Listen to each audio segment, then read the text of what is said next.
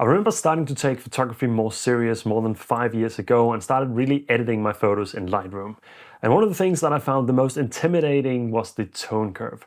I didn't really understand how it worked, and more than anything I was just told that I should make an S-curve and that would give me some contrast, and that was pretty much about it. So fast forward 5 years later, and while I'm rarely taking photos anymore, I am doing video and I'm doing a lot of color grading, as you probably know if you're watching this video. And the tone curve or point curve is one of my favorite tools in my toolbox and one of the most diverse that we can use in color grading. So I came up with a dumb idea. Why not try and make a color grading video where I'm only allowed to color grade with the tone curve. So here are the rules. I am allowed to properly convert my footage from log to Rec 79 just to make it a little bit more easy to work with, and using the color space transform for that.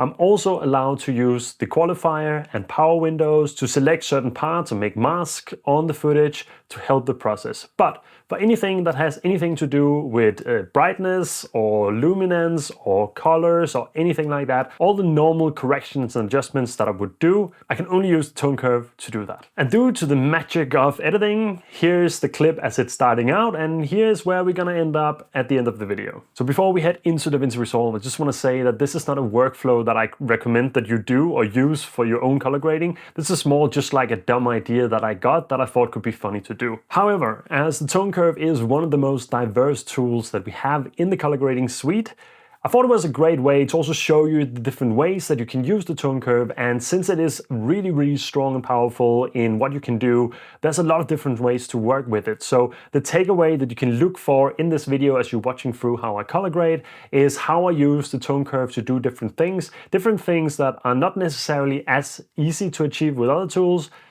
and some things that would be way easier to achieve with other tools. So without any further ado, let's just head into DaVinci Resolve and have a look at what we can do. All right, we are inside DaVinci Resolve, and let's take a look at what we can do only using the tone curve. I'm only imported the clip, changed it to 30 frames from 60, and if you're interested in the settings, it's 4K, it's in 30 frames, and the color management is pretty standard, just set to DaVinci YRGB, and the timeline color space is set to DaVinci Wide Gamut and Intermediate, and the output color space is Rec 79 Gamma 2.4. We are going to manage the color space and everything inside the notes here, so it doesn't really matter that much, but there you go anyway. So first of all, I'm just gonna do the color conversion or color correction in terms of the color space first. So let's add a color space transform as the first and the second node here. And on the first node, we're going to change it from Canon Cinema Gamut and Canon Log Free into DaVinci Wide Gamut and DaVinci Intermediate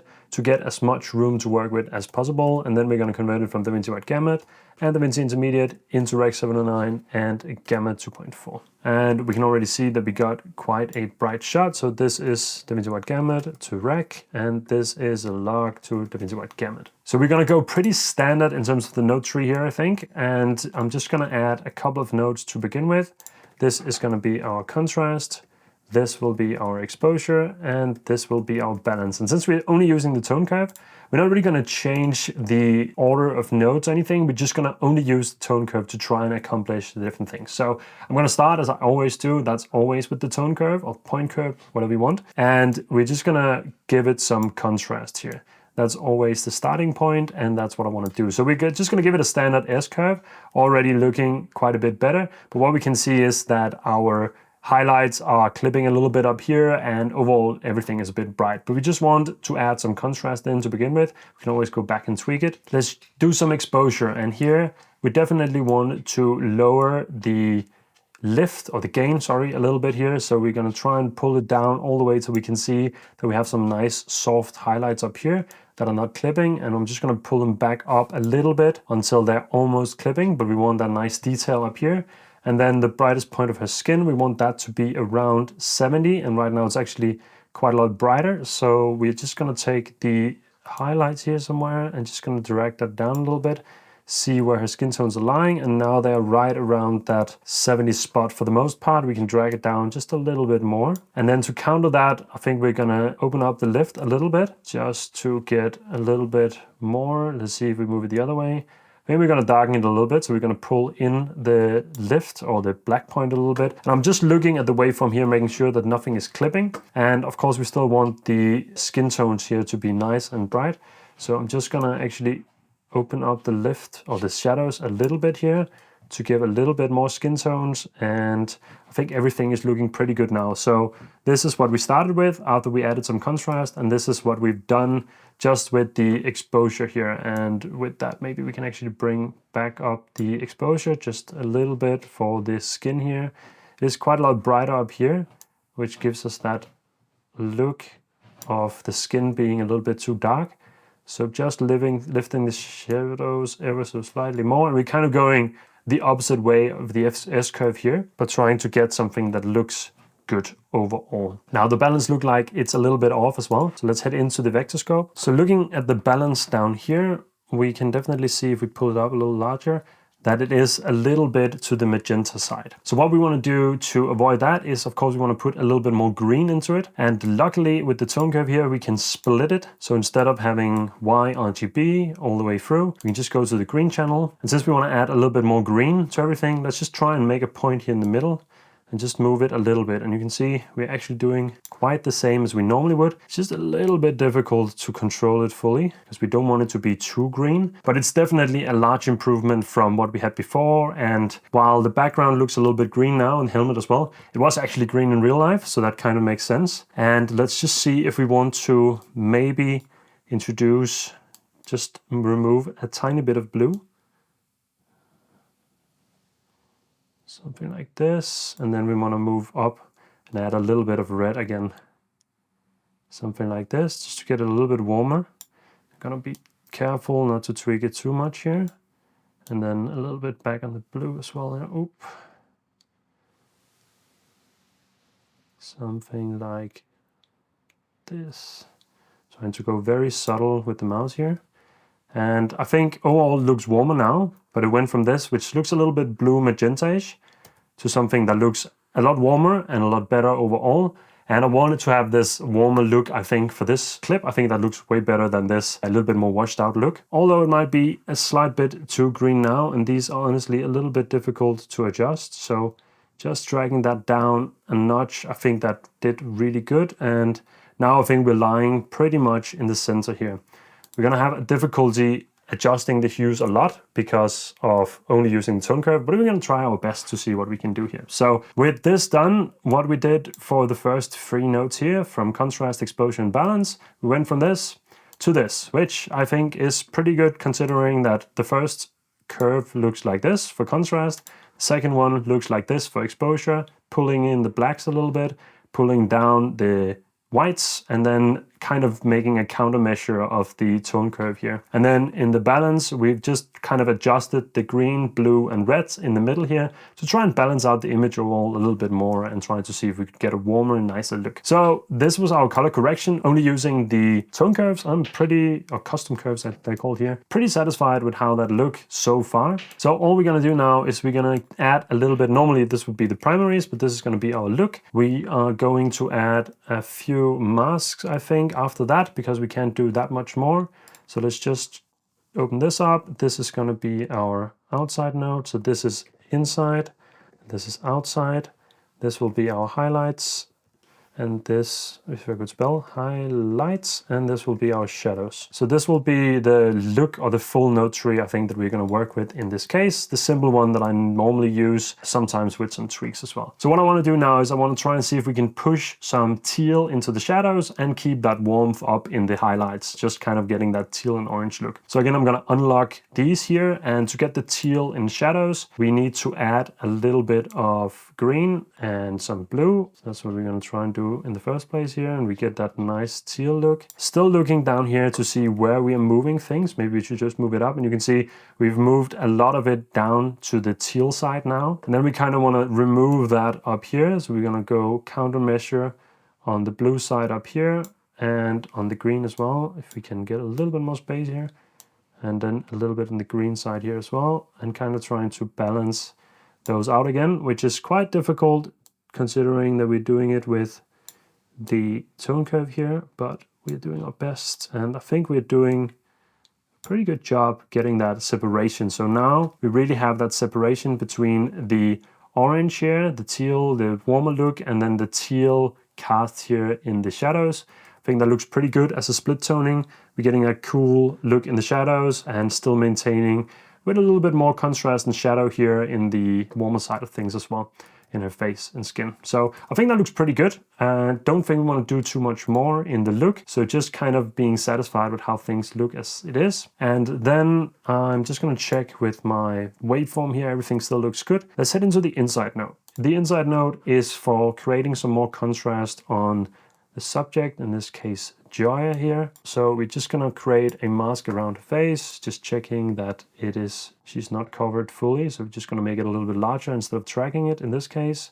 I think that's pretty good. And back to around our hero frame here. And we're gonna connect everything again, and then we're just gonna add a little bit more contrast here to her.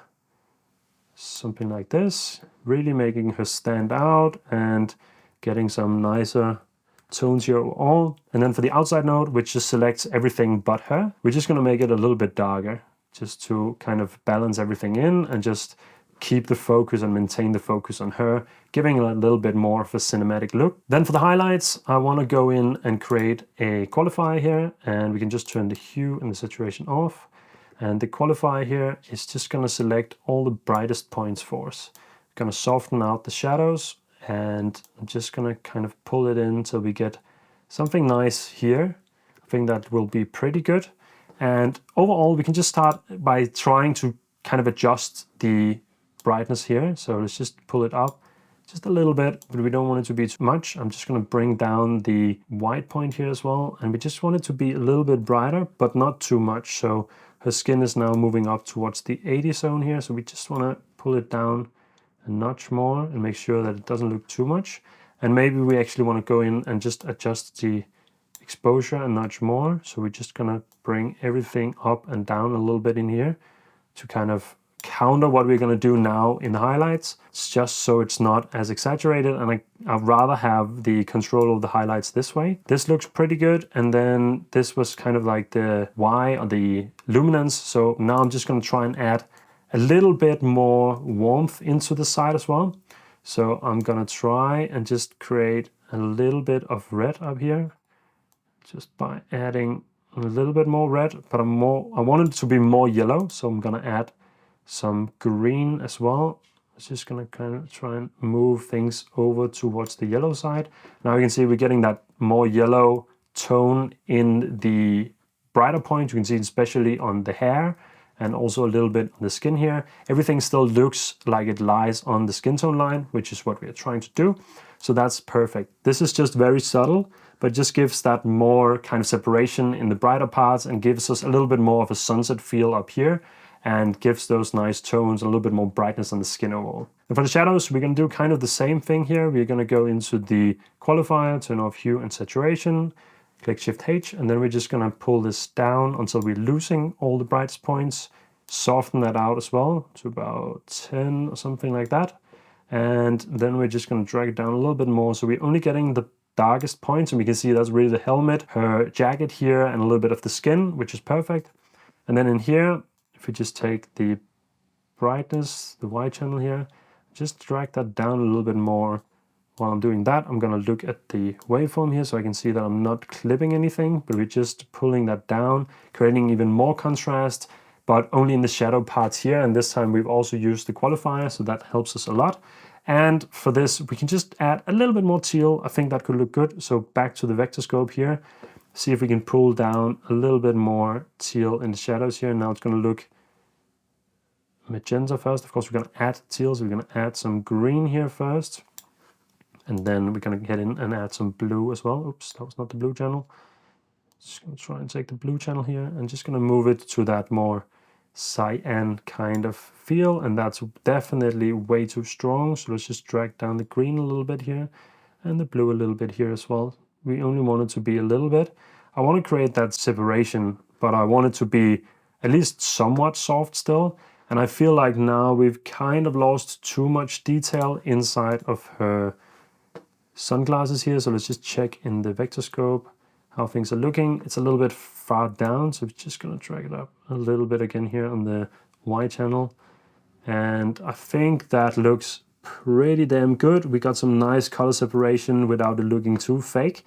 and everything overall looks pretty good. So with the masking, the inside and outside nodes to create contrast, and the highlights to create that separation with the warmer tones, and then the shadows here, we've gone from this to this, which I think is a pretty good improvement. So if you just take everything that we've done without the conversion, we went from this to this, only using the tone curve all the way through. I think I'm gonna end it here so we don't get too far out, and there's not really that much more I would like to do. The teal, when I'm looking at it again, might be a little bit too much. So if we're just gonna kind of drag up the tone curve here, and I'm just gonna dial in so we only get a little tiny bit of teal here.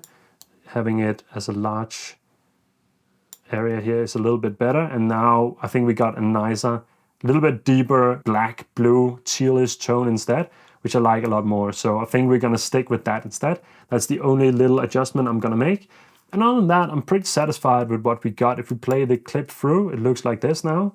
And I'm pretty satisfied with that glow we overall got on the helmet, that yellow warm glow, and just overall the colors and everything that we've got going on here. I think we created a really nice look only using the tone curve. I really hope you enjoyed this dumb little video that I thought could be funny to make. I thought it was quite fun to try and color grade only using the tone curve, and I'm pretty satisfied with the result that we ended up with. Now, if you want to learn more about color grading, of course, I have a whole bunch of content here on YouTube, so you can hit the subscribe button below. But apart from that, I also have a color grading course, and what that gives you is a structured way throughout where you can learn color grading. It doesn't matter if you're a beginner or you're already quite intermediate, you're shooting with an iPhone or you're shooting with a professional camera, there's something for everyone. And it basically just takes you through all the steps from color theory to color correction to color grading and different workflow scenarios, all the way to making your own LUTs.